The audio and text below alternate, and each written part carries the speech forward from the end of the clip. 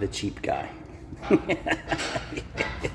So would you rather pay the good experienced mechanic who knows his shit, who knows what he's doing, and pay him once to do the job? Would you rather pay the cheap guy 2 or 3 times?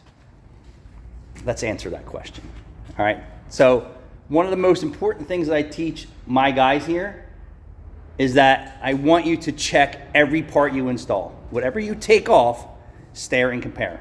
I mean, the TARS with the fuel pump. Correct. TARS. Noticeable visual differences. Yeah. But then you go deeper into it and you're like, okay, this will work. Yeah. All right, so let me move on to this. So we're gonna move on to the Nissan Murrano that I suspected, because I'm really that good of a mechanic, that the cheap guy fucked up. Here's the rack and pinion. This is how the rack and pinion is in the vehicle currently. And then if you notice where this fitting and line are, the rack and pinion that's in the Nissan Murrano, that's 4-wheel drive, the transfer case drive shaft comes right through here, and then this fitting on the non-2-wheel drive, or the non-all-wheel drive fitting is up here. So what they did is they didn't check what they installed, nor did they care. They road tested the vehicle, brought it up front and handed the keys up and said, rack and pinion's installed. Also, they sent it out for a wheel alignment. It went to an alignment shop. Those guys aligned it and also road tested it, and no one said a word. So, cheap guy installer, mechanic who doesn't know what he's doing. This is prime example. Like, it's very obvious. You can see that this on the Nissan Murrano that's out in the parking lot over there on the grass. Let me get a clearer picture. And I said that I would do a video for you guys, that they installed the rack and pinion, the wrong rack and pinion in the car.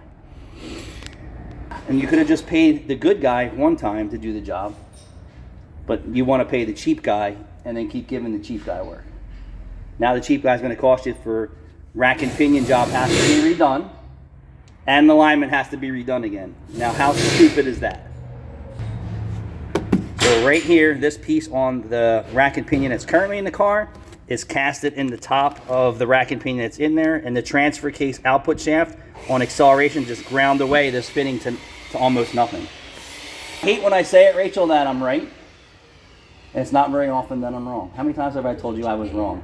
How many times have I told you that I was wrong and I'm sorry? You never admit to it. You're a liar, at least You're a liar. 3 times in 8 years.